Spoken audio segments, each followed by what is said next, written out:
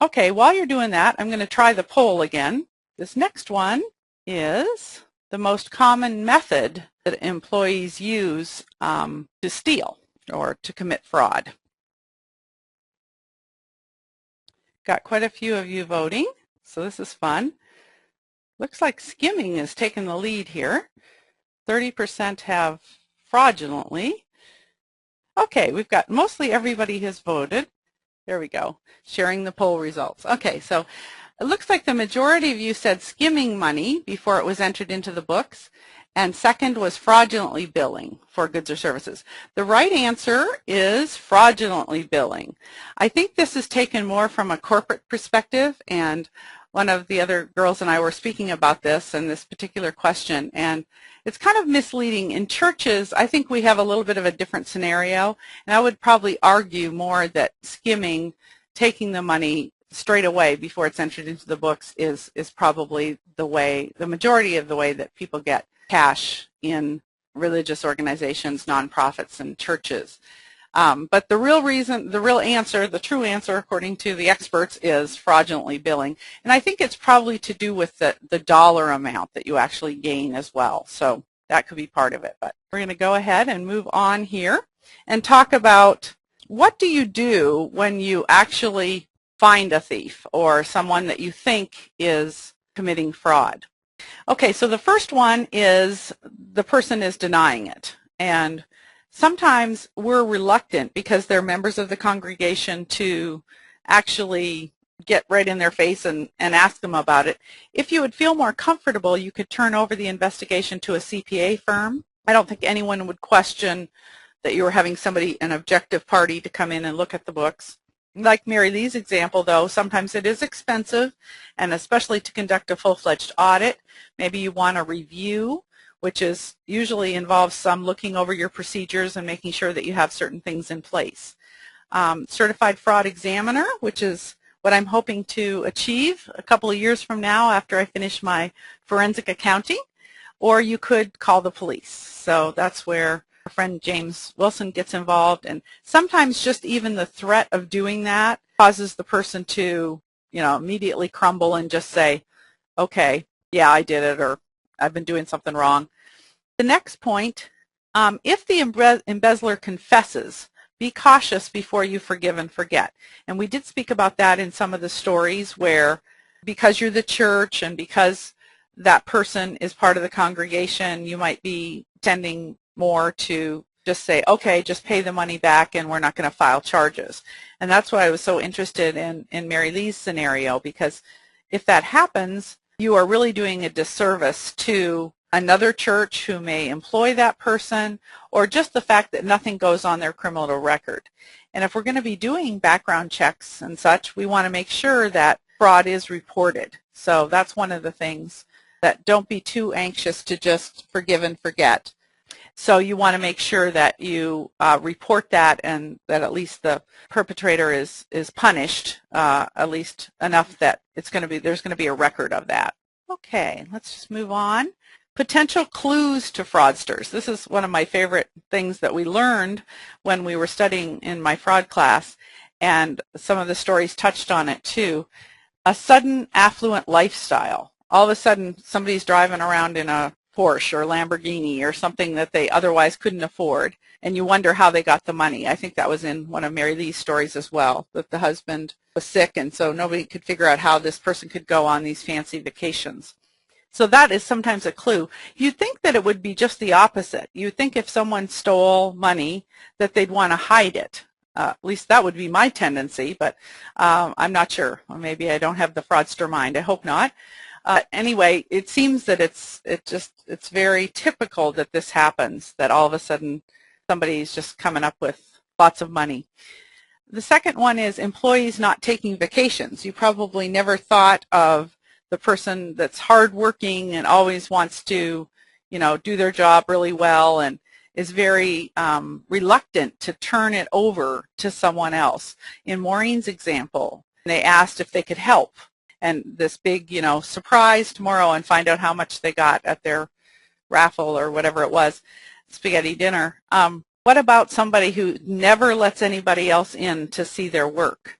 that is a potential clue right there that something might be going on and something to check. Looks like Carolyn has something.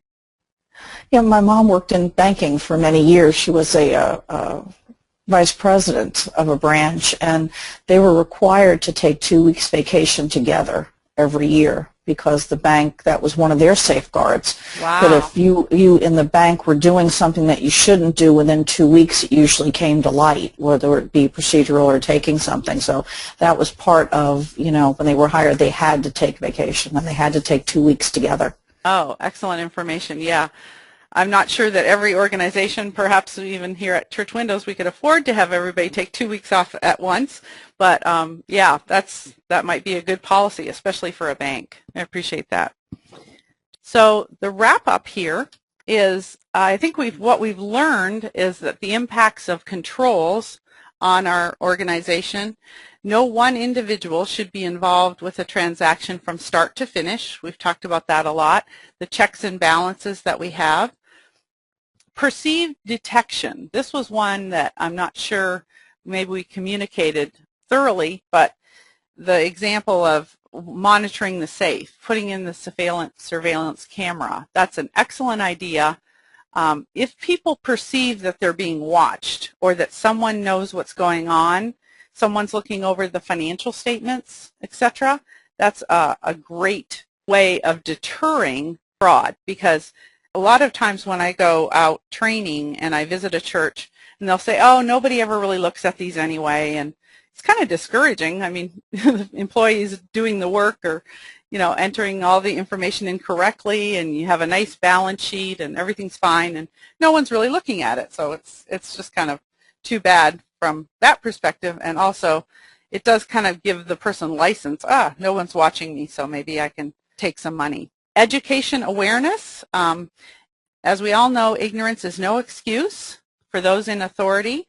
If you are a treasurer or an officer of the church, part of the vestry, whatever term you want to call it, you should be aware of the potentials and, take measures to protect both your staff and yourself from fraud.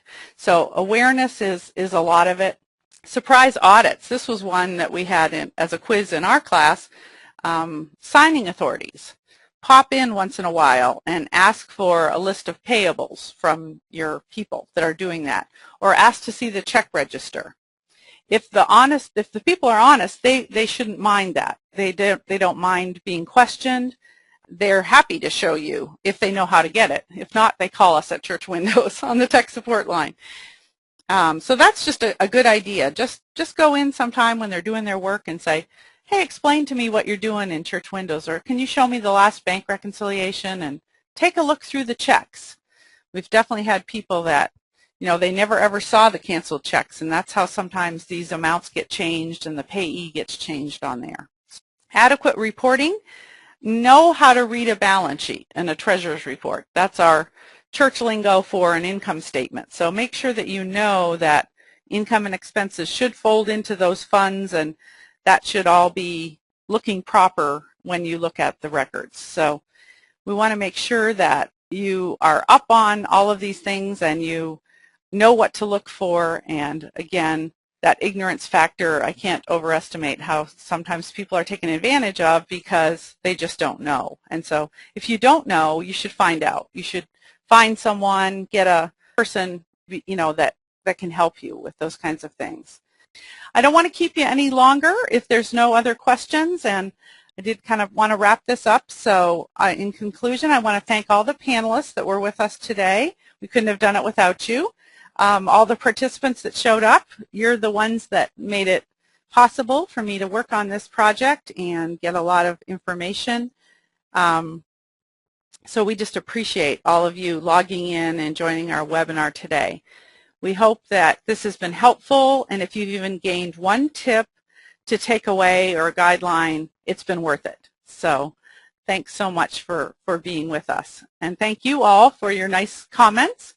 Lots of good information. Love hearing that. Wherever you are, if you're on the West Coast or here on the East Coast, have a good afternoon and evening. And We'll talk to you or see you around on a class online or maybe in person sometimes. Thanks a lot.